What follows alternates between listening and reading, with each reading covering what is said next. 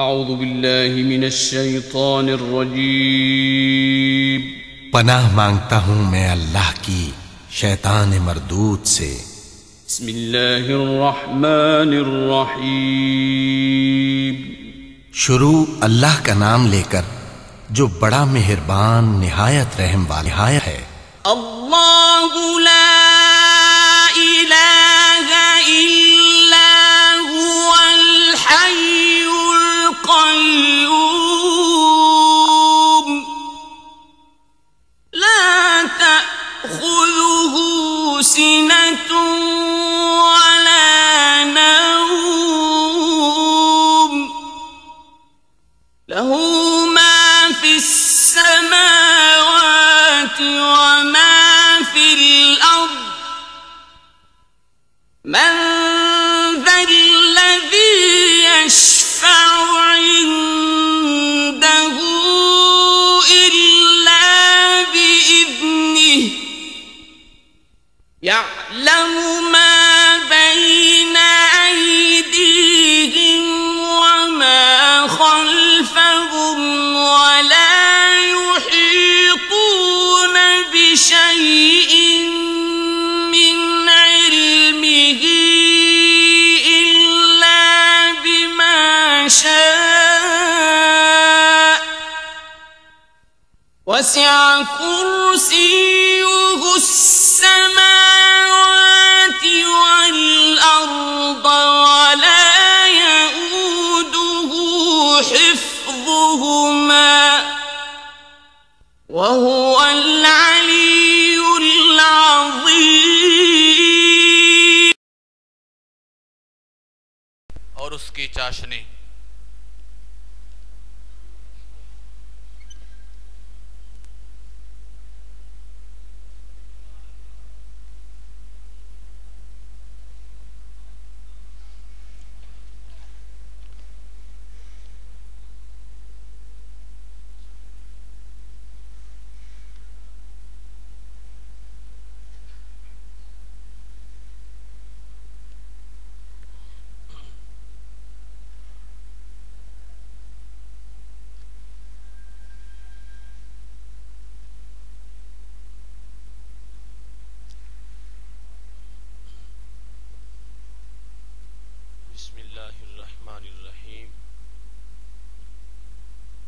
رب اشرح لي صدري ويسر لي امري واحلل عقدة من لساني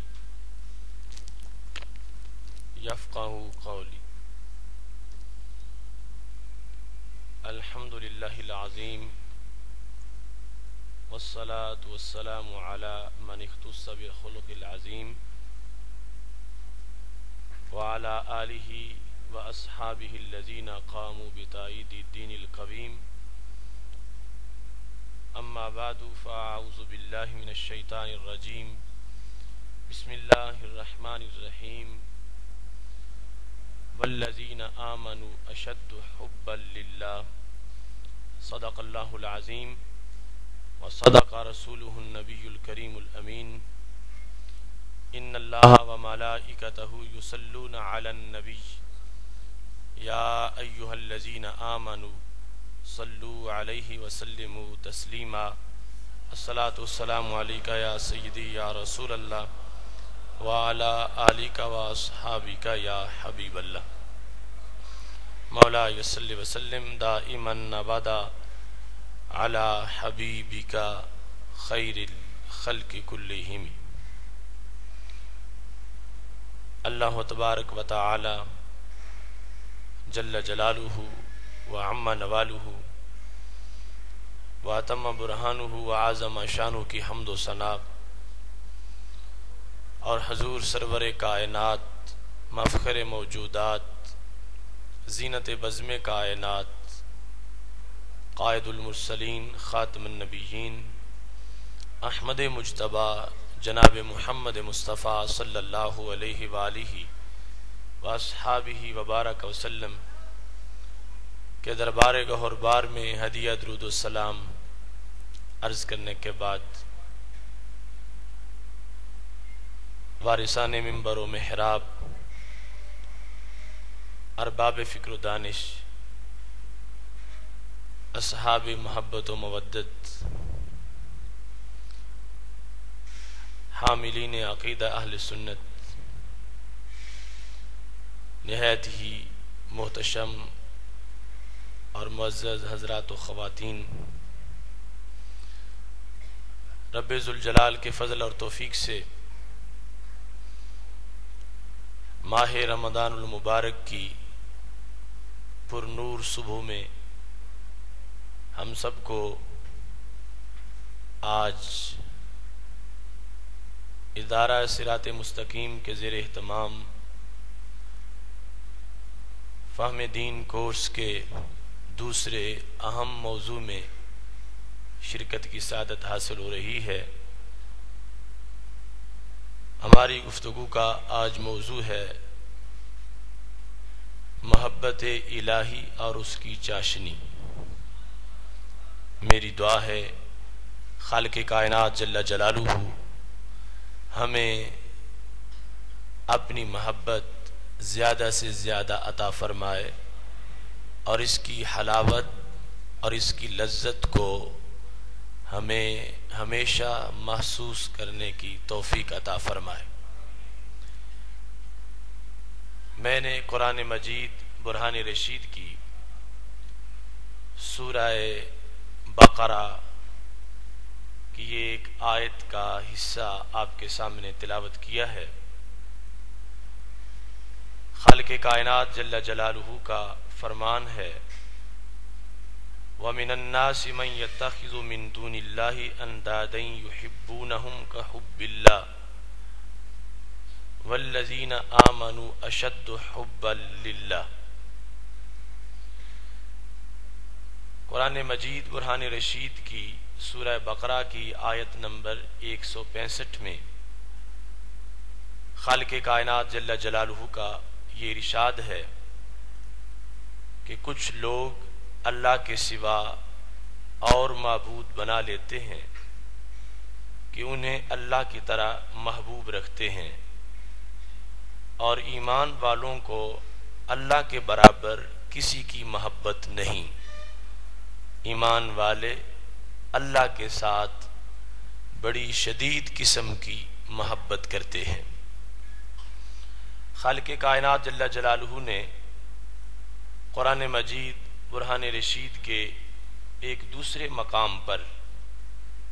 بڑی وضاحت کے ساتھ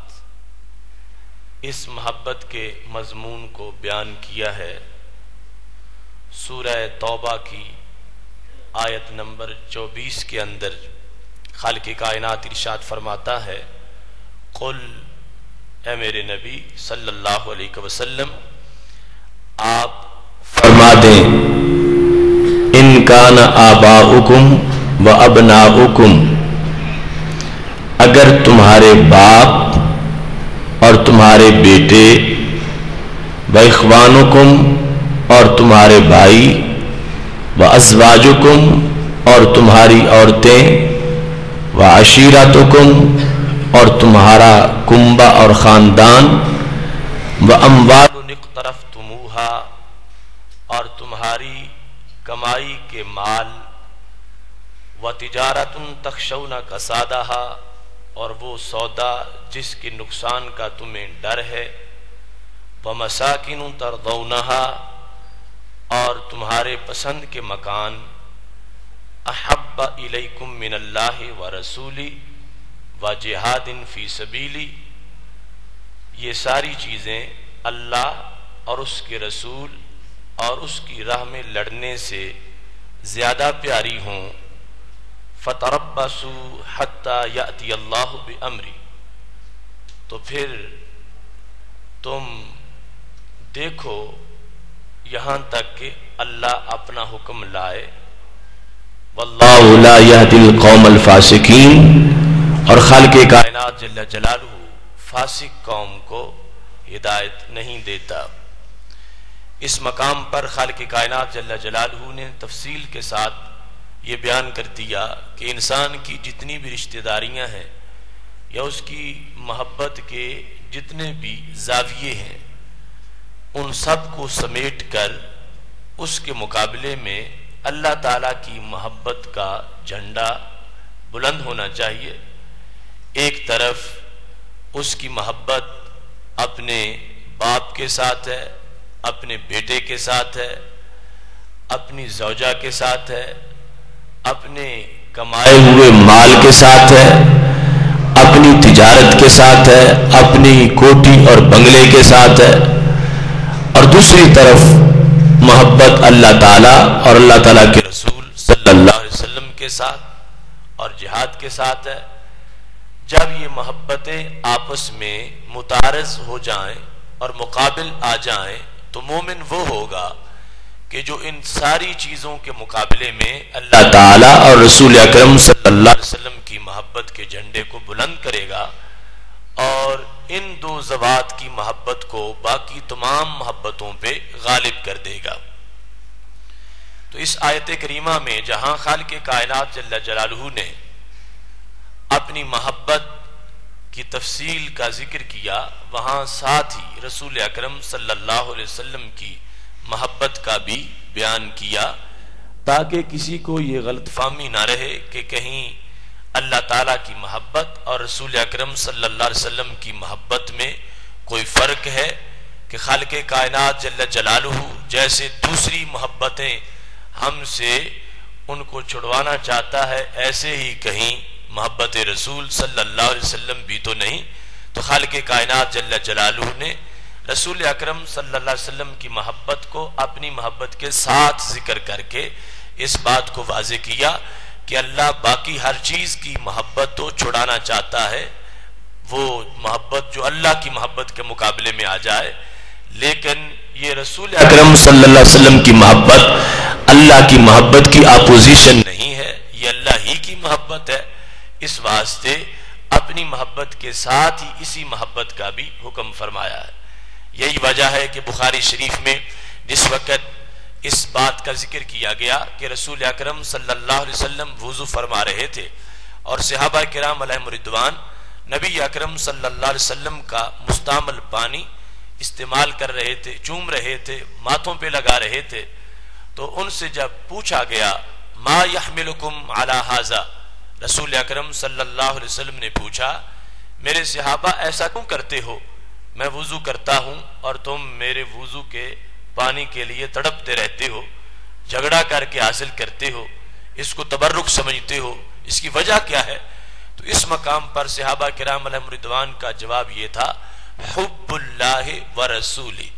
کہ ہم یہ کام اللہ تعالیٰ کی محبت اور آپ کی محبت کے لیے کرتے ہیں.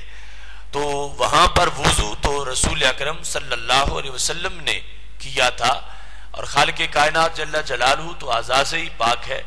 لیکن اس مستعمل پانی کے بارے میں صحابہ کرام علیہم رضوان کا نظریہ یہ تھا کہ اس پانی سے ہمیں دونوں محبتوں کی خوشبو آتی ہے. اس واسطے قرآن و سنت میں یہ دونوں محبتیں ہمیشہ یکجا رہی ہیں اور ان کو یکجا ہی بیان کیا گیا ہے، اور نفس الامر میں ان دونوں محبتوں کا ایک ہی حکم ہے. رسول اکرم صلی اللہ علیہ وسلم نے محبت الہی کا حکم جب اپنی امت کو دیا تو اس کا انداز بھی بڑا منفرد قسم کا تھا. آپ صلی اللہ علیہ وسلم کا فرمان طبرانی نے معجم کبیر میں روایت کیا ہے، اور اس کے علاوہ حدیث شریف کی متعدد کتب میں موجود ہے. حضرت عبداللہ بن عباس رضی اللہ تعالی عنہما اس کی روایت کرتے ہیں کہ رسول اکرم صلی اللہ علیہ وسلم نے فرمایا احب اللہ لما یغزوکم بہ من النعمہ، اللہ سے محبت کرو اس واسطے کہ وہ تمہیں نعمت کی غذا دیتا ہے اور وہ تمہیں نوازتا ہے اور تم پر اپنے ابر کرم کی برسات جاری رکھتا ہے. خالق کائنات جل جلالہ کی محبت کے جو باعث ہیں وہ بہت زیادہ ہیں، اور رسول اکرم صلی اللہ علیہ وسلم نے یہاں پر سر فہرست اس چیز کو ذکر کیا کہ مومن کو آغاز محبت میں کم از کم اس چیز کو پیش نظر رکھنا چاہیے کہ وہ رب جو کھلاتا ہے پلاتا ہے، ہر وقت اس کے کرم کی برسات ہو رہی ہے، تو اس رب سے ضرور پیار کرنا چاہیے، اس سے محبت کرنی چاہیے۔ جب کوئی لمحہ ایسا نہیں کہ جس میں اس کا فضل ہم پہ برس نہ رہا ہو، اور کوئی گھڑی ایسی نہیں کہ جس میں اس کے انعامات اور نوازشات کا سلسلہ جاری نہ ہو، تو پھر ہمیں بھی اس کے ساتھ ہر وقت پیار کرنا چاہیے اور اپنی خصوصی محبت کا اظہار کرنا چاہیے۔ حضرت داؤد علیہ السلام اپنی دعا میں اکثر یہ جملہ استعمال کرتے تھے، اللہم اجعل حبک احب الی من سمعی و بصری ومن الماء البارد۔ اے اللہ، تو میرے لیے اپنی محبت میرے لیے زیادہ کر دے، میری آنکھ کے مقابلے میں، میرے کان کے مقابلے میں، اور نہایت گرمی کے موسم میں ٹھنڈے پانی کے مقابلے میں۔ یعنی انسان کو بڑی محبت ہے اپنے کان سے، اپنی آنکھ سے، کہ یہ میرے اعضاء سلامت رہے، اور طبی طور پر گرمی کے موسم میں وہ ٹھنڈے پانی سے پیار کرتا ہے۔ حضرت داؤد علیہ السلام کا یہ دعائیہ جملہ ہے کہ وہ کہتے ہیں ہر جہت کی جو محبت ہے اس کے مقابلے میں اللہ تعالیٰ کی محبت غالب ہونی چاہیے، اور وہ ہمیشہ اس کثرت اور غلبہ کی خالق کائنات جل جلالہ کی بارگاہ میں دعا مانگتے رہتے تھے۔ رسول اکرم نور مجسم شفیع معظم صلی اللہ علیہ وسلم نے ایک دن صحابہ کرام علیہم رضوان کے اجتماع میں خالق کائنات جل جلالہ کی محبت کا بڑا انوکھا واقعہ ذکر کرتے ہوئے اس کو واضح کیا۔ ابن کثیر نے اپنی تفسیر میں اس کو روایت کیا ہے، اس کے علاوہ طبرانی نے معجم کبیر میں اور بہت سی کتب حدیث میں اس کو ذکر کیا گیا ہے۔ حضرت صہیب رومی رضی اللہ تعالی عنہ اس کے راوی ہیں کہ رسول اکرم صلی اللہ علیہ وسلم نے پہلی امتوں میں سے ایک نوخیز ولی کا تذکرہ کیا، ایک بالکل بچپنے کے عالم میں اللہ کا ولی، ان کی جو اللہ سے محبت تھی اور اس محبت کے اندر جو چاشنی اور پختگی تھی، رسول اکرم صلی اللہ علیہ وسلم نے اس کا تذکرہ کیا۔ اور آپ تصور کریں کہ وہ کتنے پائے کے ولی ہوں گے کہ جن کے بارے میں نبی اکرم صلی اللہ علیہ وسلم نے صحابہ کرام علیہم رضوان کو تعارف کرواتے ہوئے یہ ارشاد فرمایا، کانا یبرئ الاکمہ والابرص، کہ وہ اگرچہ عمر ان کی چھوٹی سی تھی لیکن اللہ کی بارگاہ میں ان کا مقام اتنا بڑا تھا کہ اللہ کے وہ نوخیز اور نونہال ولی جس مادرزاد اندھے کے چہرے پر ہاتھ پھیر دیتے تھے اللہ اس کو آنکھیں عطا فرما دیتا تھا، اور جس مریض پر وہ ہاتھ رکھتے تھے اللہ تعالیٰ اس کو شفا عطا فرما دیتا تھا۔ اتنا بڑا مقام و مرتبہ اللہ تعالیٰ کے دربار میں اس ولی کا تھا، اور ان کا اظہار بھی ایسے ہی ہوا کہ ایک قافلہ میں وہ موجود تھے اور سامنے شیر تھا اور کوئی شخص آگے گزر نہیں سکتا تھا۔ قافلہ والے جب سارے پریشان تھے تو دور کھڑے ہو کر اس اللہ کے ولی نے چھوٹا سا پتھر پھینکا جس کی وجہ سے وہ شیر مر گیا اور سب کو وہاں سے گزرنا آسان ہو گیا۔ اور اس کے بعد بات چلتی گئی۔ اس وقت کا جو حکمران تھا وہ بڑا ہی فاسق و فاجر تھا، بلکہ اس نے اپنی الوہیت کا اعلان کر رکھا تھا۔ رسول اکرم صلی اللہ علیہ وسلم فرماتے ہیں وہ اللہ کے مقابلے میں اپنے آپ کو معبود قرار دیتا تھا۔ اس کے وزراء میں سے ایک شخص جب نبینا ہو گیا تو اس کو کسی نے بتایا کہ ایک اللہ کا ولی ہے، وہ ہاتھ پھیرتا ہے تو آنکھیں درست ہو جاتی ہیں۔ لہذا وہ وزیر جب اس ولی کے پاس پہنچا اور کہنے لگا کہ اتنے قافلے، اتنے اونٹ میں اپنی طرف سے ہیرے جواہرات پیش کروں گا، آپ میری آنکھوں کا علاج کر دیں۔ اللہ کے ولی نے کہا مجھے تیرے ان نذرانوں کی کوئی ضرورت نہیں۔ بہرحال انہوں نے ہاتھ رکھا تو اس وزیر کی آنکھیں روشن ہو گئیں۔ اس طرح بادشاہ کے قرب میں اللہ کے اس ولی کا چرچا جب پہنچا تو بادشاہ نے اس کو اپنے لیے ایک خطرہ سمجھا کہ اگر یہ حق پرست یوں ہی آگے اس کی تشہیر ہوتی گئی تو خلق خدا اس کی طرف مائل ہو جائے گی، اور پھر جو یہ پیغام دے گا لوگ اس کو تسلیم کر لیں گے، جس کے نتیجہ میں میرا تختہ الٹ دیا جائے گا۔ تو اس نے اپنی حکومت کو بچانے کے لیے اللہ کے اس ولی کے ساتھ دشمنی کی اور ان کو شہید کرنے کا اس نے بندوبست بنا لیا۔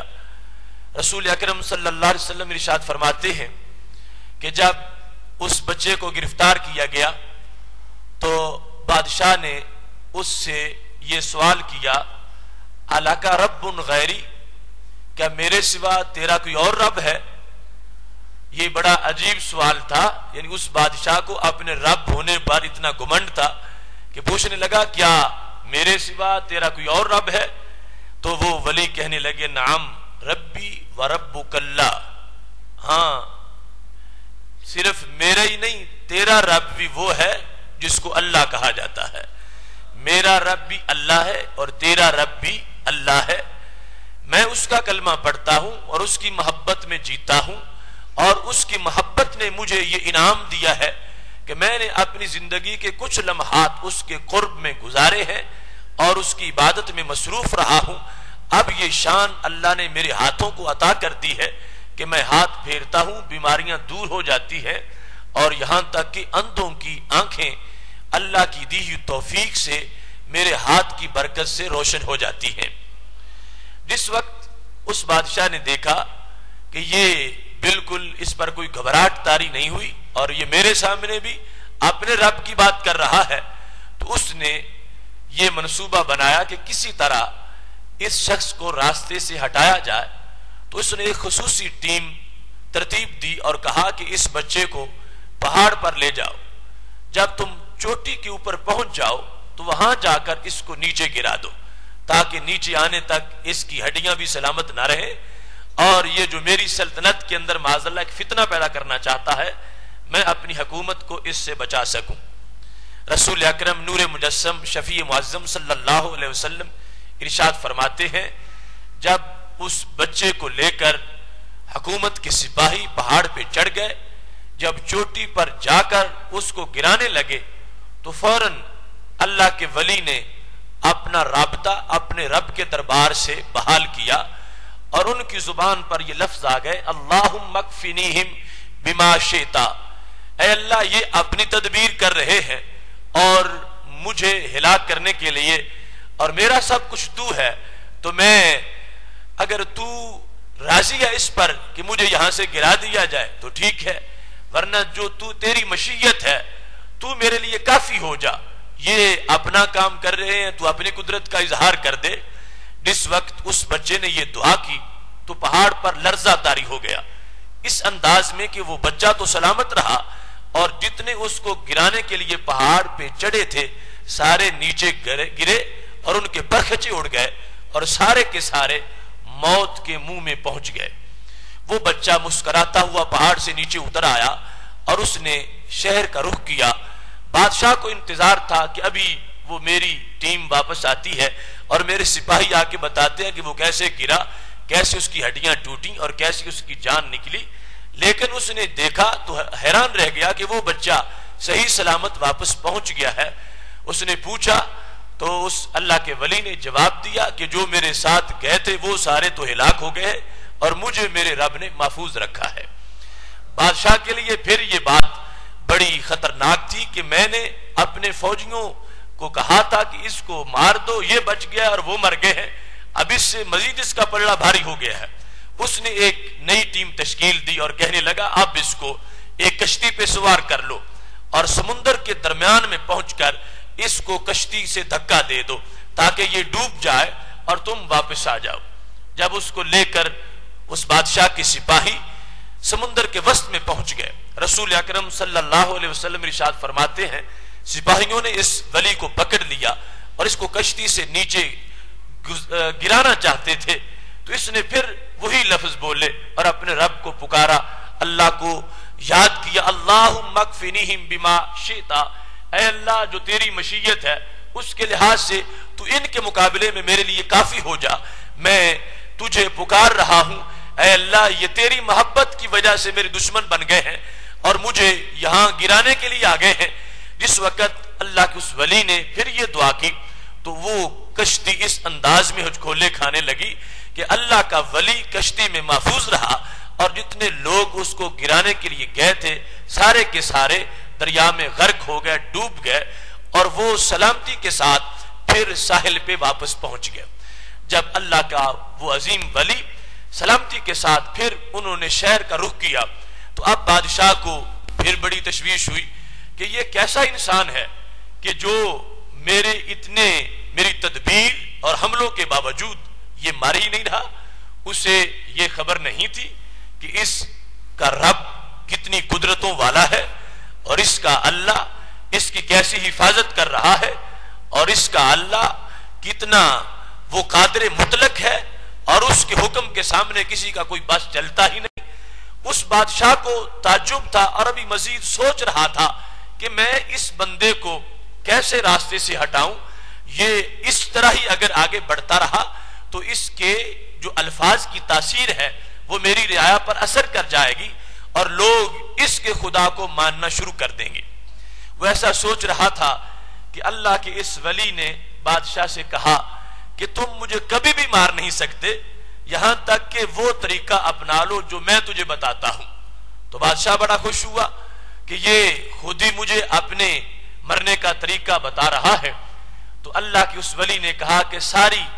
سلطنت کے عوام کو ایک میدان میں اکٹھا کر لو اور وہاں مجھے ایک ستون پہ کھڑا کر دو، اور مجھے وہاں کھڑا کرنے کے بعد اپنے ترکش سے ایک تیر نکالو، اور اس تیر کو جب تم کمان میں رکھو تو چلانے سے پہلے ساتھ تم یہ لفظ بولو، بسم اللہ رب الغلام۔ اس بچے کے رب کے نام کے ساتھ میں تیر مارتا ہوں۔ جب تم میرے اللہ کا نام لے کر مجھے تم تیر مارو گے تو پھر میری شہادت ہو جائے گی، ورنہ اگر تم مجھے جس طرح بھی راستے سے ہٹانے کی کوشش کرو گے میرا رب مجھے اس طرح نہیں مرنے دے گا۔ اور یہ میری محبت ہے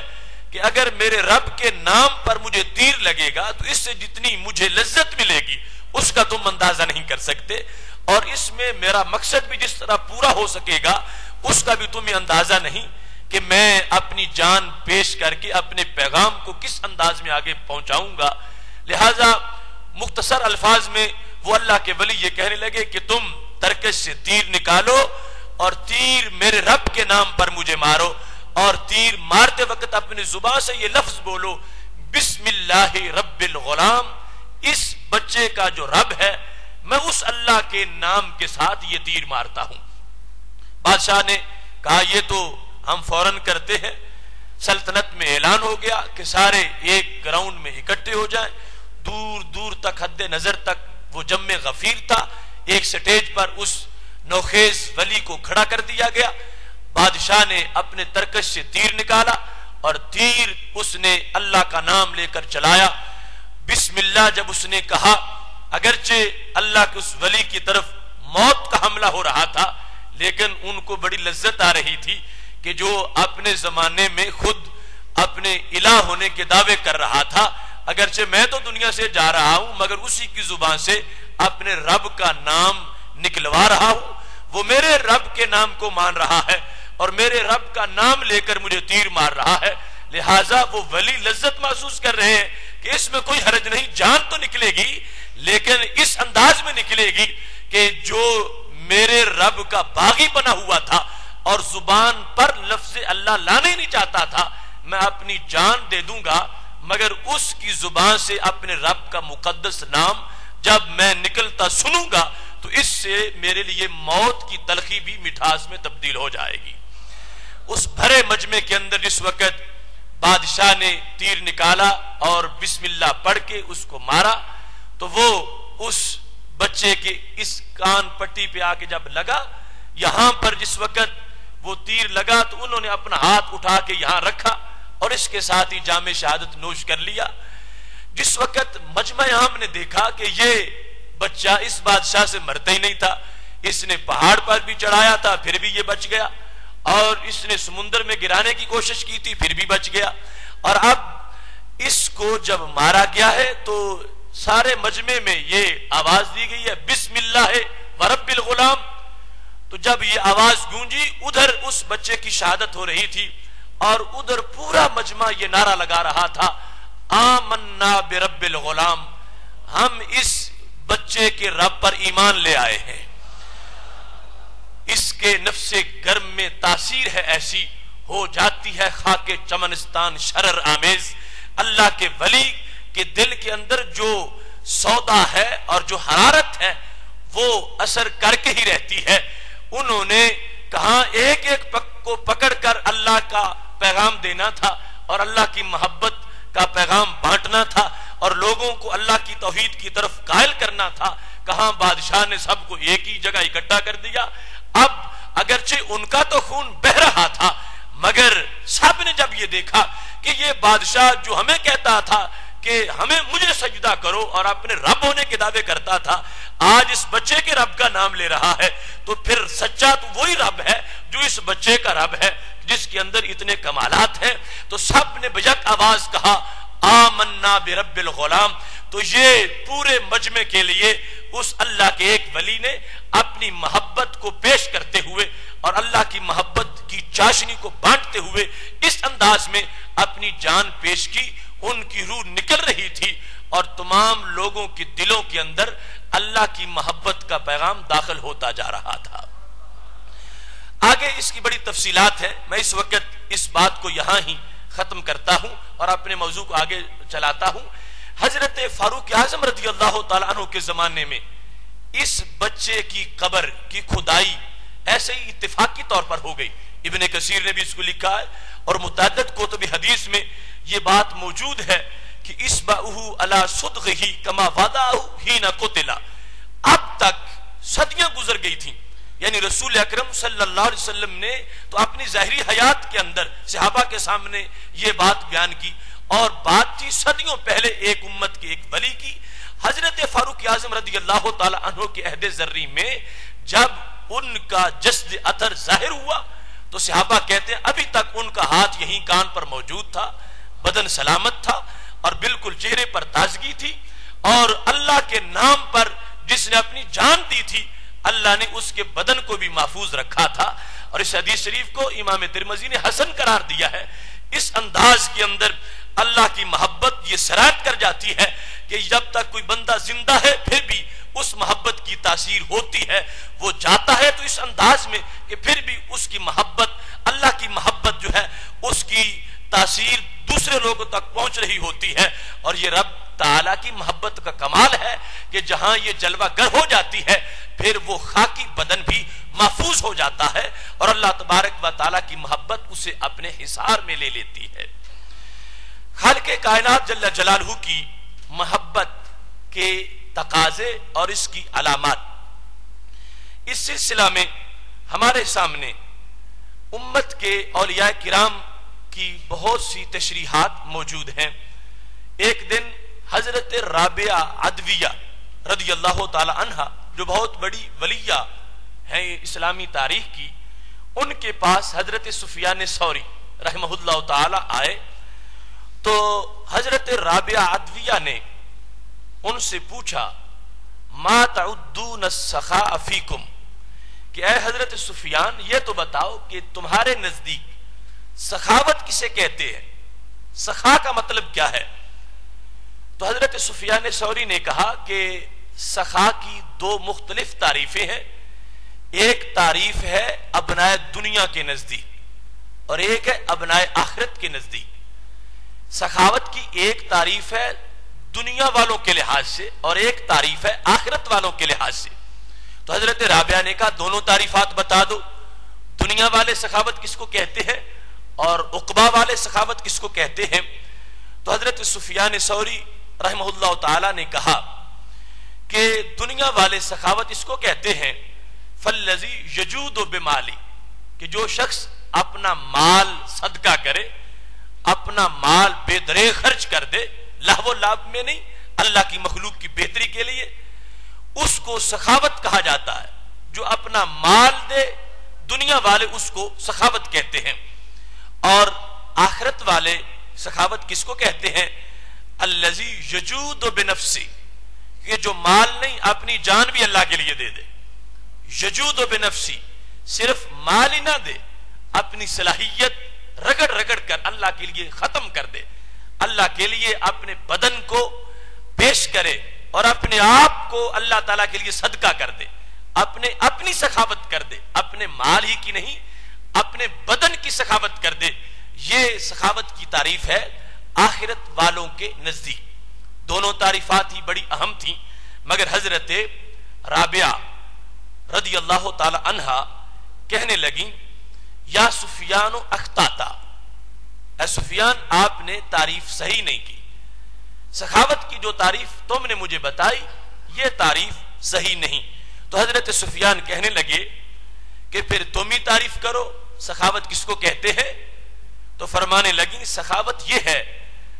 ان تعبدوہ حبا لہ لا لطلب جزائن. سخاوت یہ ہے کہ تم اللہ کی عبادت محض اس سے پیار کے لیے کرو اور کسی جزا کے لیے نہ کرو. یہ سخاوت ہے. ایک تھا مال دینا، ایک تھا اپنے بدن کی سخاوت کرنا. حضرت رابعہ کہنے لگی نہیں، سخاوت یہ ہے کہ تم اللہ کی عبادت صرف اس لیے کرو کہ وہ تمہارا محبوب ہے، اللہ سے پیار کے لیے، اس کے شوق کے لیے. ایک تو یہ بھی ہو سکتا ہے کہ جہنم سے بچنے کے لیے، اور یہ بھی ہو سکتا ہے جنت کے حصول کے لیے. تو حضرت رابعہ کہنے لگی یہ دونوں باتیں پیش نظر نہ ہو، نہ تو جنت کا حصول پیش نظر ہو اور نہ جہنم سے بچاؤ پیش نظر ہو. حالانکہ یہ دونوں باتیں ہی شرعی طور پر ان میں حرج نہیں، لیکن یہ اس سے اگلا مقام ہے جو حضرت رابعہ بیان کر رہی تھی کہ اللہ سے محبت کا تقاضا یہ ہے کہ اس کی عبادت محض اس کی محبت کے لیے کی جائے، کہ وہ محبوب ہے ہم اس کو سجدہ کریں، وہ محبوب حقیقی ہے اور معبود ہے. تو کہنے لگی یہ سخاوت ہے کہ یہ سخی انسان ہے کہ جو خالق کائنات جل جلالہ کی عبادت صرف اس لیے کرتا ہے کہ اس کا جو دل میں اس کی محبت ہے اللہ کی، وہ محبت اس کو مجبور کرتی ہے کہ اللہ اتنا بڑا محبوب ہے، اس کو سجدہ کیا جائے، اس کے حکم پر جہاد کیا جائے، اس کے فرمان پر اپنے قیمتی مال کی زکات دے دی جائے، اس کے کہنے پر حج کا سفر کیا جائے، طلب جزا کے لیے نہیں، صرف اس پر اپنے آپ کو مطمئن رکھتے ہوئے کہ جب وہ ہر چیز سے بڑھ کر محبوب ہے تو پھر اس محبوب کی محبت کی وجہ سے اس کی بندگی اور اطاعت کی جائے. یہ ہے وہ سخاوت جو حضرت رابعہ رحمہ اللہ تعالی نے حضرت سفیان ثوری رحمہ اللہ تعالی کے سامنے جس کی تعریف کا اظہار کیا. اور اس سے پتہ چلتا ہے کہ اب جو اللہ کی عبادت اس لحاظ سے ہے کہ وہ کھلاتا ہے پلاتا ہے، یہ آغاز ہے اس راستے میں ڈالنے کے لیے اور اہم بات ہے ابتدا کے لحاظ سے. لیکن جب بندہ اس میں آگے بڑھتا جاتا ہے، چلتا جاتا ہے، تو آہستہ آہستہ اس کو ایسی لذت ملتی ہے کہ پھر وہ اگرچہ احسانات اس کے اللہ تعالیٰ کی جو اس پر احسانات ہیں ان کی بھی بڑی قدر و منزلت ہے اس کے نزدیک، لیکن عبادت وہ صرف اس انداز میں کر رہا ہے کہ اس کو خالق کائنات جل جلالہ کی محبت مجبور کر رہی ہے کہ وہ اللہ تبارک و تعالیٰ کی عبادت کرے. اس واسطے بہقی نے شعب ایمان میں یہ قول لکھا کہ جب ان سے پوچھا گیا کہ اللہ کے ایک ولی سے کہ اللہ کے ساتھ محبت کی علامت کیا ہے، ہم کیسے سمجھیں گے کہ فلاں بندہ اللہ کے ساتھ محبت کرتا ہے اور فلاں نہیں کرتا، تو انہوں نے بالکل مختصر سے جملے میں دریا کوزے میں بند کر دیا. کہنے لگے وہ کہ اللہ تعالی کی محبت جو ہے اس کا پہچاننے کا طریقہ یہ ہے کہ اللہ تعالیٰ کا محب وہ ہوگا کہ جس کے نزدیک اذا کان عطاؤ کا ایاہ ومنعہ سواء. اللہ کا محب وہ ہے حقیقت میں کہ جس کے نزدیک اللہ کی طرف سے عطا اور منع دونوں برابر ہوں.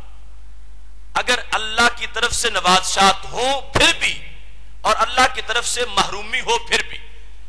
دونوں حالتیں اس کے نزدیک برابر ہوں. جب اللہ تعالیٰ کی طرف سے مسلسل نوازشات ہو رہی ہے تو پھر بھی خوش ہے، اور اگر اللہ تعالیٰ کی طرف سے آزمائش آ گئی ہے تو پھر بھی خوش ہے. اس کے نزدیک منع اور عطا ہے اللہ کی طرف سے نوازشات کا ملنا، منع ہے اس کی طرف سے نوازشات کا رک جانا اور انقطاع ہو جانا، منقطع ہو جانا. تو یہ انداز انداز ہے حضرت فضیل بن عیاض رحمہ اللہ تعالی جو بہت بڑے صوفی ہیں، انہوں نے اس کو اپنے انداز میں بیان کیا. فرمایا کہ بندہ محبت ایزدی میں کمال کو تب پہنچتا ہے،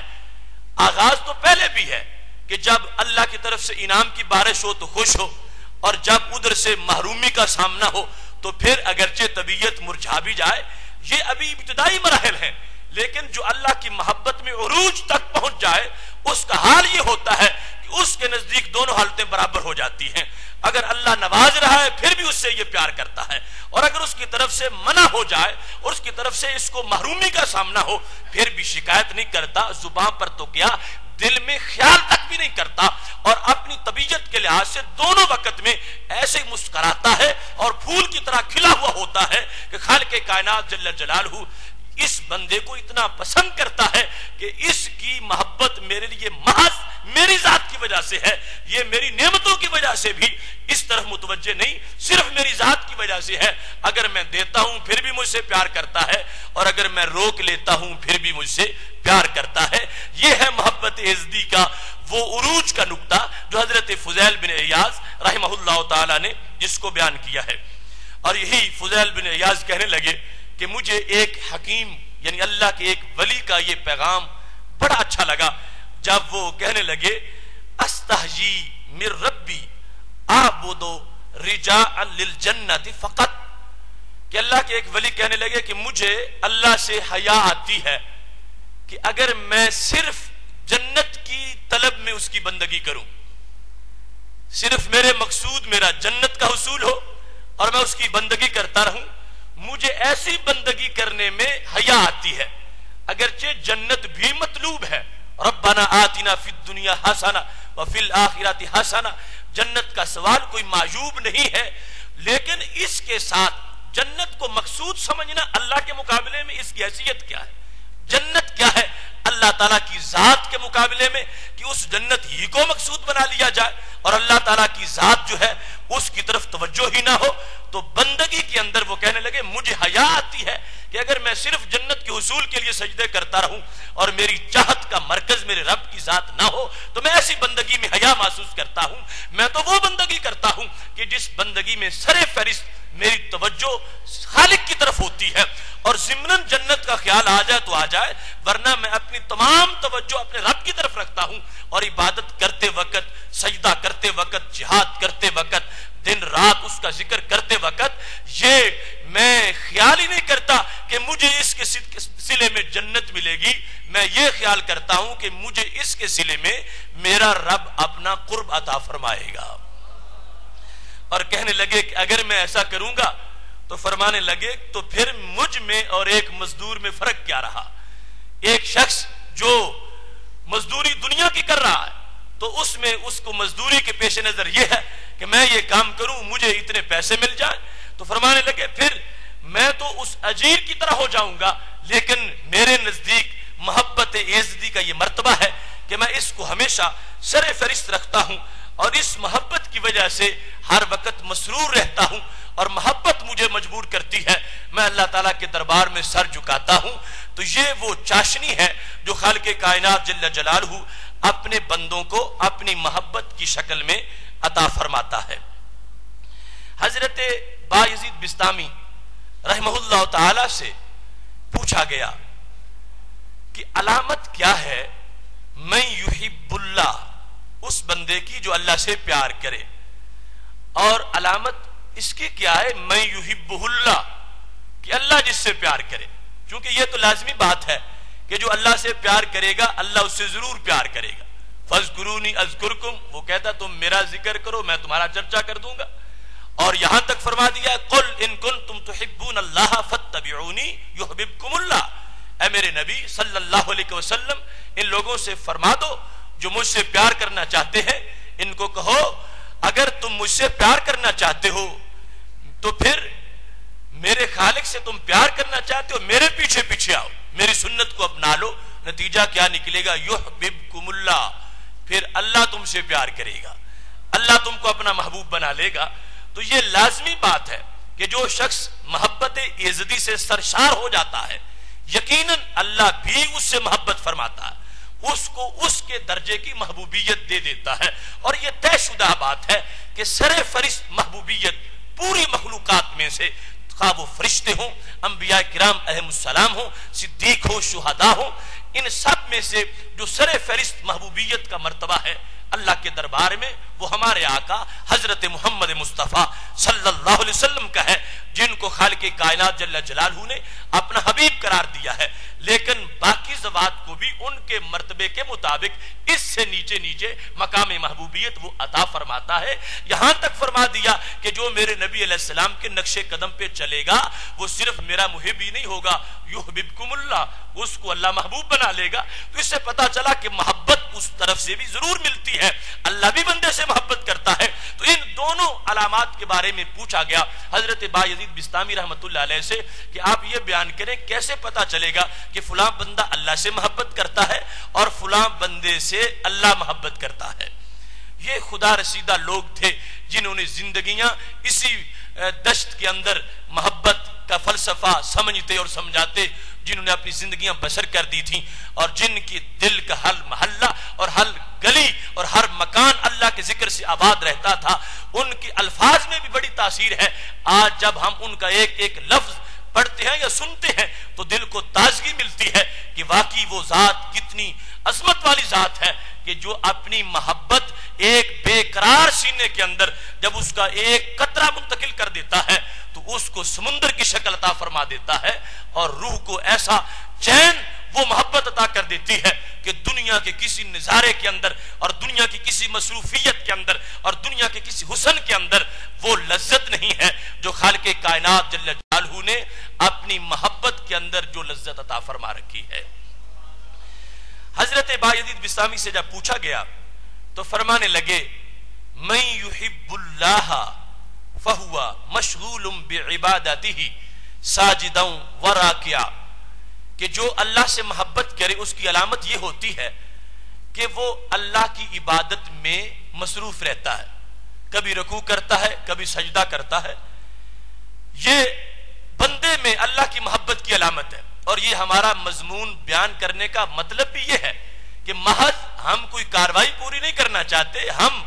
ان باتوں کو اپنی سیرت میں اتارنا چاہتے ہیں کہ یقیناً ہم بھی اللہ سے محبت کرتے ہیں. تو اللہ کی محبت کی علامت کیا ہے؟ حضرت بایزید بسطامی رحمۃ اللہ علیہ کہنے لگے علامت یہ ہے فہو مشغول بعبادتہ ساجدا وراکعا، کہ وہ بندہ اللہ کی عبادت میں مصروف رہتا ہے، کبھی سجدہ کرتا ہے کبھی رکوع کرتا ہے. وَإِنْ عَجَزَ عَنْ ذَلِكَ اسْتَرْوَحَ إِلَى ذِكْرِ اللِّسَانِ، اگر سجدہ کر کر کے تھک جائے، قیام سے تھک جائے، رکوع سے تھک جائے تو پھر بھی سو نہیں جاتا، پھر کیا کرتا ہے؟ پھر ذکر لسان کی طرف آ جاتا ہے. بیٹھا بیٹھا زبان سے یاد کرتا رہتا ہے، بیٹھا بیٹھا زبان سے اللہ تعالیٰ کا نام لیتا رہتا ہے. اور اگر زبان کے نام میں بھی وہ تھک جائے،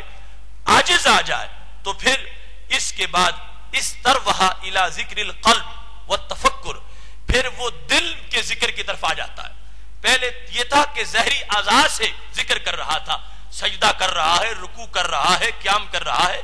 اس سے جب عاجز آ گیا تو پھر زبان تک، اور جب زبان سے بھی عاجز آ گیا چلتے چلتے تو پھر اس نے اپنے دل کو اللہ کی یاد کا یوں محور بنا لیا ہے اور گہوارہ بنا لیا ہے. اپنے دل میں اور اپنے دماغ میں ہر وقت خالق کائنات جل جلالہ کے بارے میں سوچتا رہتا ہے، اس کی ذات کے بارے میں، صفات کے بارے میں، اللہ تعالیٰ کی شان کے بارے میں ہر وقت وہ متوجہ رہتا ہے. فرمانے لگے یہ علامت ہے اس بندے کی جو اللہ تعالیٰ کی ذات کے ساتھ پیار کرنے والا ہے. پوچھا گیا یہ علامت بتائیے کہ اللہ جس سے پیار کرتا ہے، چونکہ ہم اللہ تعالیٰ کو تو دیکھ نہیں سکتے، بندے کو دیکھ سکتے ہیں. تو جو بندہ محبوبیت عزتی کے درجے پر فائز ہو چکا ہو، اس بندے کے اندر ہمیں کیا چیز نظر آئے گی کہ پتہ چلے گا کہ اس بندے سے اللہ پیار کرتا ہے. تو حضرت بایزید بسطامی رحمۃ اللہ علیہ کہنے لگے بندے کے اندر پیار کا یہ رنگ نظر آئے گا، اما من یحبہ اللہ، جس بندے سے اللہ پیار کرے، اعطاہ سخاوتن کا سخاوت البحر، وشفقتن کا شفقت الشمس، وتواضعا کا تواضع الارض. فرمانے لگے کہ اس بندے میں 3 صفتیں سر فہرست نظر آئیں گی. پہلے نمبر پر سخاوت، دوسرے نمبر پر شفقت، اور تیسرے نمبر پر تواضع اور عاجزی. سخاوت اس میں کیسی نظر آئے گی؟ فرمانے لگے کہ اللہ اس بندے کو ایسی سخاوت دیتا ہے کہ جتنی سخاوت اللہ نے سمندر کو عطا فرما رکھی ہے. کوئی آئے چلو بھر لے، کوئی آئے وہ ڈول بھر لے، کوئی آئے اس سے زیادہ لے آئے، اس کی سخاوت، اس بندے کے اندر سخاوت، اور سخاوت کا وہ مفہوم جو بھی واضح ہو رہا تھا، اس کے اندر سخاوت ایسی ہوتی ہے جس طرح کا سخاوت البحر، سمندر کے اندر سخاوت ہوتی ہے. اور پھر شفقت کیسی؟ فرمایا کا شفقت الشمس، جس طرح سورج کی شفقت ہے. وہ یہ نہیں کرتا کہ میں بادشاہ کے دربار کو تو روشن کروں گا مگر فقیر کی کٹیا میں چاندنی نہیں داخل ہونے دوں گا. نہیں، اس کی شفقت ایسی ہے، دائیں بائیں آگے پیچھے ہر طرف اپنی کرنیں بھیجتا ہے، اپنے اجالے بانٹتا ہے، سب کو برابر حصہ دیتا ہے اور مساوی وہ سلوک کرتا جاتا ہے، گورے کالے کے ساتھ، چھوٹے بڑے کے ساتھ، عربی اجمی کے ساتھ، فقیر امیر کے ساتھ. فرمایا ایسے ہی اللہ تبارک و تعالی اس بندے کو جس سے اللہ پیار کر رہا ہوتا ہے اس کو سورج جیسی شفقت عطا فرما دیتا ہے. اور پھر فرمایا تواضع کیسی؟ کا تواضع الارض، زمین جیسی تواضع دے دیتا ہے کہ نیچے لیٹی ہوئی ہے، اس پہ آسی بھی قدم رکھ کے چل رہے ہیں، نیک بھی چل رہے ہیں، اور کب سے اپنے آپ کو اس نے نیچے بچھایا ہوا ہے اور کبھی اس نے تھکاوٹ کا احساس ہی نہیں ظاہر کیا کہ لوگوں میں تھک گئی ہوں، اب ایک دن اپنا بوجھ کہیں اور لے جاؤ. نہیں نہیں، پوری طرح تواضع کے ساتھ نیچے لیٹی ہوئی ہے. فرمایا ایسے ہی اللہ تبارک و تعالی اس بندے کو کہ جس کے ساتھ اللہ نے محبت کی ہے اس کو زمین جیسی تواضع دے دیتا ہے. وہ اکڑتا نہیں، وہ تکبر نہیں کرتا، وہ مغرور نہیں ہوتا. وہ لوگوں سے جس وقت اچھی بات سنتا ہے اپنے بارے میں پھر بھی خوش ہوتا ہے، اور جب لوگ اس پر تانا زنی کرتے ہیں تو پھر بھی اس کے تیور نہیں بدلتے، اس کے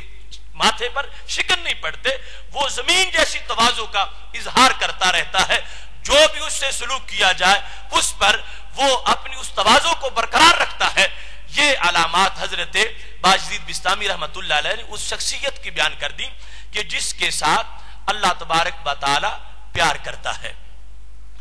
اب اس وقت ہم ان علامات پر غور کرتے ہیں کہ اللہ تعالی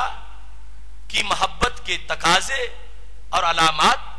کہ جب ہم اللہ تعالیٰ سے محبت کرتے ہیں تو مطلب کیا؟ ہم اللہ تعالیٰ کے دین سے بھی محبت کریں، اللہ تعالیٰ کے احکام سے بھی محبت کریں، اللہ تعالیٰ کے قرآن سے بھی محبت کریں. محبت اس کا نام ہے. ایسا نہیں کہ حکم سخت آ گیا تو ہم کہیں کہ اب تو یہ محبت ہم سے نہیں ہوتی. یہ سردی کی رات ہے، یخ بستہ رات ہے، اور ہوا میں شمشیر کی سی تیزی ہے، اور اب ہمارا رب جو ہمارا محبوب ہے وہ کہتا اٹھو اور ٹھنڈے پانی سے وضو کرو اور میرے دربار میں کھڑے ہو جاؤ. تو اب یہ محب کہے کہ یہ تو نہیں ہوتا، کچھ اور کر لوں گا. نہیں نہیں، اللہ سے محبت کا تقاضا یہ ہے کہ اس کے سارے دین کے ساتھ محبت کی جائے، اس کی شریعت کے ساتھ محبت کی جائے، اس کے احکام کے ساتھ محبت کی جائے، اس کے اوامر کے ساتھ محبت کی جائے، اس کی نواہی کے ساتھ محبت کی جائے. وہ جس طرح بھی بندے کو رکھنا چاہتا ہے، بندہ اپنی عقل کو آگے نہ لائے کہ اللہ کا تو یہ فیصلہ مگر میری عقل یہ کہتی ہے لہٰذا میں اپنی عقل کی بات مانوں گا، اللہ کی بات نہیں مانوں گا. یہ محبت نہیں ہے. محبت یہ ہے کہ اپنی عقل کو اللہ کے حکم کے تابع کر دو. اگر معاملہ سمجھ آ رہا ہے پھر بھی مانو، اگر سمجھ نہیں آتا پھر بھی مانو. اللہ کی محبت پر اس کے ہر حکم کے پابند بن جانا، اس کے سارے احکامات کو ماننا، اوامر پر عمل کرنا اور نواہی سے باز رہنا، یہ وہ محبت کا تقاضا ہے جس کو پورے قرآن مجید کے اندر بیان کیا گیا ہے. اور ہماری آج کی گفتگو کا خلاصہ بھی یہ ہے کہ ہم محبت کرتے ہیں اللہ تعالیٰ سے، اور قرآن مجید نے واضح کر دیا کہ ایمان والوں کی شان کیا ہے. والذین آمنوا اشد حبا للہ. اگرچہ بتوں کے پجاری بھی کہتے تو ہیں کہ ہم بتوں سے پیار کرتے ہیں، مگر انہیں کہاں نصیب ایسا پیار جیسا ہم اپنے اللہ سے کرتے ہیں. بتوں کے پجاری مشکل وقت پر بتوں کے پیار سے بیزار ہو جاتے ہیں اور بھاگ جاتے ہیں اور سرکشی کا اعلان کر دیتے ہیں اور ان سے دستبردار ہو جاتے ہیں. لیکن اللہ کی محبت کا علمبردار آپ نے دیکھا جس طرح وہ اللہ کا ولی کیسے وہ اس کو مختلف امتحانات سے گزارا گیا، لیکن انہوں نے اللہ کی محبت کا نعرہ ہر وقت بلند کیا ہے. والذین آمنوا اشد حبا للہ، جو ایمان والے ہیں ان کے دل میں جو اللہ کی محبت ہے اس کے مقابلے میں اگر باپ کی محبت آ جائے وہ بھی نیچے رہے گی، بیٹے کی محبت آ جائے اس کو بھی رون دیا جائے گا، والدہ کی محبت آ جائے اللہ کے حکم کے مقابلے میں اس کو بھی پیچھے ہٹا دیا جائے گا، معاشرے کی محبت، سوسائٹی کی محبت، کسی چیز کی محبت بھی جو اللہ کی محبت کے مقابلے میں آ رہی ہے اس کو رون دیا جائے گا۔ یہ محبت اللہ تعالیٰ کی اور رسول اکرم صلی اللہ علیہ وسلم کی محبت، اور اس جہت سے باپ کی محبت، اللہ کے لیے والدہ کی محبت، اللہ تعالیٰ کے لیے کہ اس کا حکم ہے اولاد سے محبت، اور اپنے شیخ سے محبت، اپنے استاد سے محبت، یہ ساری محبتیں سمٹ کے اللہ ہی کی محبت میں شامل ہو جاتی ہیں، اور ان محبتوں کو برقرار رکھنے کا حکم بھی دیا گیا ہے۔ لیکن جو محبت اللہ کی اپوزیشن بن جائے اور خالق کائنات جل جلالہ کی شریعت سے ٹکرانے والی ہو، ہر اس محبت کو روند کر اللہ کی محبت کا جھنڈا لہرانا، یہ مطلب ہے اس آیت کا والذین آمنوا اشد حبا للہ، کہ ایمان والے اللہ سے ایسی محبت کرتے ہیں جتنی کبھی بھی بتوں کے پجاری اپنے جھوٹے خداؤں سے نہیں کر سکتے۔ اب اس مقام پر یہ بات بھی پیش نظر رہے کہ جب اللہ تعالیٰ کے حکم سے اللہ تعالیٰ کے ساتھ ہماری جو محبت ہے اس کا تقاضا یہ ہے کہ اللہ کی شریعت سے محبت ہو، اللہ تعالیٰ کی احکام سے محبت ہو، تو پھر اللہ تعالیٰ کے ساتھ جو ہماری محبت ہے اس کا کتنا بڑا تقاضا ہوگا کہ وہ ذات جن کو اللہ تعالیٰ نے بھی اپنا محبوب بنا رکھا ہے ان سے بھی پیار کیا جائے۔ اس واسطے رسول اکرم صلی اللہ علیہ وسلم نے فرمایا تھا احبونی، میرے صحابہ مجھ سے بھی محبت کرو۔ کیوں؟ فرمایا لحب اللہ، اس واسطے کہ جو تمہارا خالق ہے وہ میرا محب ہے۔ احبونی لحب اللہ، اللہ سے محبت کرو، وہ تمہیں کھلاتا ہے پلاتا ہے، اور جو کچھ آپ نے سنا ابھی یہ سارے اللہ کی محبت کے تقاضے ہیں۔ اور رسول اکرم صلی اللہ علیہ وسلم نے اس کے فوراً بعد جو اپنی محبت کا ذکر کیا فرمایا اللہ ہی کی محبت کا تقاضا ہے کہ مجھ سے بھی محبت کرو، اگر مجھ سے محبت نہیں کرو گے تو تم نے اللہ کی محبت کا تقاضا پورا ہی نہیں کیا۔ یہ کیسے ہو سکتا ہے کہ تم اللہ تعالیٰ سے تو محبت کر رہے ہو اور جس سے اللہ بھی محبت کرتا اس سے تم چھوڑ جاؤ، پیچھے ہٹ جاؤ، اور ان سے تم عداوت اور بغض رکھو؟ نہیں نہیں، فرمایا احبونی لحب اللہ، مجھ سے محبت کرو صرف اس لیے کہ میں تمہارے رب کا بھی محبوب ہوں، اللہ کی محبت کے لیے میرے ساتھ بھی محبت کرو۔ یہ ہے اہل حق کا محبت ازدی میں فلسفہ۔ یہاں محبت مصطفی صلی اللہ علیہ وسلم کوئی علیحدہ چیز ہے ہی نہیں، اللہ کی محبت کا ہی یہ تقاضا ہے کہ خالق کائنات جل جلالہ کی محبت کامل تب ہوگی بندے کے اندر جب وہ اللہ کی محبت کی وجہ سے اللہ تعالیٰ کی رسول اکرم صلی اللہ علیہ وسلم سے، تمام انبیاء کرام علیہ السلام سے، اللہ تعالیٰ کی اولیاء سے، صدیقین شہداء سے اللہ کے لیے پیار کر رہا ہوگا، تو پھر محبت ازدی کے تقاضے پورے ہوتے نظر آئیں گے۔ حضرت جنید بغدادی رحمہ اللہ تعالی کا جو تصوف اسلامی میں مقام ہے کتنا اونچا ہے، اور ان کی محبت جو ان کو محبت ازدی کا فلسفہ حاصل تھا، مجھے بارہا ان کے دربار شریف پر حاضری کی توفیق ہوئی، اور یہاں وہ حضرت سری سکتی رحمہ اللہ تعالیٰ کے حوالے سے بات کر رہے ہیں، ان کا دربار شریف بغداد شریف میں ہے، ان کی ہاں بھی حاضری ہوتی رہی۔ تو حضرت جنید بغدادی رحمۃ اللہ علیہ کہتے ہیں کہ حضرت سری سکتی سے میں نے ایک دن ایک مکالمہ سنا، وہ کہنے لگے کہ میں عالم روحانیت میں اپنے رب سے گفتگو کر رہا تھا اور میرا رب بول رہا تھا، میں سن رہا تھا۔ خالق کائنات جل جلالہ نے فرمایا کہ میں نے مخلوق کو پیدا کیا تو سب ہی میری محبت کے دعوے کرنے لگے، میں نے انسان کو پیدا کیا تو انہوں نے میری محبت کا دعویٰ کیا۔ اور یہاں پر بطور مثال یہ کہا گیا کہ اللہ تعالیٰ فرماتا ہے میں نے دنیا کو پیدا کر دیا، تو اب وہ جو سارے میری محبت کے دعوے کر رہے تھے ان کی محبت میں فرق آنے لگا۔ کس طرح؟ فاشتغلوا بها من عشرۃ آلاف تسع آلاف، فرمایا جو سمجھو کل میں نے 10,000 بندے پیدا کیے اور سب کا دعویٰ تھا کہ اے اللہ ہم تیرے بڑے محب ہیں۔ اللہ فرماتا میں نے دنیا پیدا کر دی تو وہ دنیا میں مصروف ہو گئے، ان 10,000 میں سے 9,000 جو دعویٰ میری محبت کا کرتے تھے مگر دنیا میں پڑ گئے، اور میری محبت کے دعوے کے اندر وہ جھوٹے نکلے، یعنی جو حقیقی تقاضا تھا وہ پورا نہ کر سکے۔ پھر خالق کائنات نے فرمایا وہ باقی جو 1000 بچا ہوا تھا، خلقت الجنہ، میں نے جنت کو پیدا کیا. جب میں نے جنت کو پیدا کیا تو ان 1000 میں سے 900 تو جنت کے پیچھے پڑ گئے. انہوں نے میری بندگی کی، میری ہی کی، مجھے معبود سمجھا، مگر غالب خیال جنت کا تھا. تو 900 ان میں سے جنت کے پیچھے چلے گئے، پیچھے 100 رہ گیا. خالق کائنات فرماتا ہے فَسَلَّتُ عَلَيْهِمْ شَيْئًا مِّنَ الْبَلَايَا، میں نے ان کو کسی آزمائش میں ڈال دیا. بیماری آ گئی یا کوئی دوسری چیز آ گئی تو کیا ہوا؟ فَاشْتَغَلُوا انی بالبلا، وہ اس کے پیچھے پڑ گئے. ان کے پیش نظر ہر وقت یہ تھا کہ یہ بیماری دور ہو جائے، یہ اس طرح ہو جائے، ہر وقت یہی دعا مانگتے رہتے تھے. خالق کائنات فرماتا ہے ان میں سے جو 100 تھے 90 بیماری والے معاملے میں چلے گئے،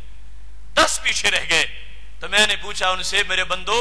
میں نے دنیا بھی پیدا کی، میں نے جنت بھی پیدا کی، میں نے تم پر بیماری بھی بھیجی، پھر بھی تمہیں کوئی چیز میری طرف سے پیچھے ہٹا ہی نہیں سکی. تو وہ کہنے لگے اے اللہ ہمیں ہر وقت تیرا ہی خیال رہتا ہے، نہ دنیا میں ڈوبے، نہ جنت کی طرف متوجہ ہوئے، اور نہ ہی بیماری ہمیں متوجہ کر سکی. تو خالق کائنات نے فرمایا انتم عبیدی حقا،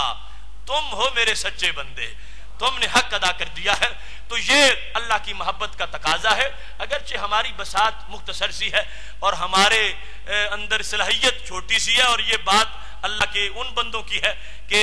انتم عبیدی حقا، کہ جن کے دل سمندر ہے، لیکن سبق تو ہمارے لیے ہے. ہم بھی کوشش کریں اور محض محبت عزتی کے لیے ہر کام کیا جائے. خالق کائنات جل جلالہ ہماری اس حاضری کو قبول فرمائے. وآخر دعوانا ان الحمد للہ رب العالمین.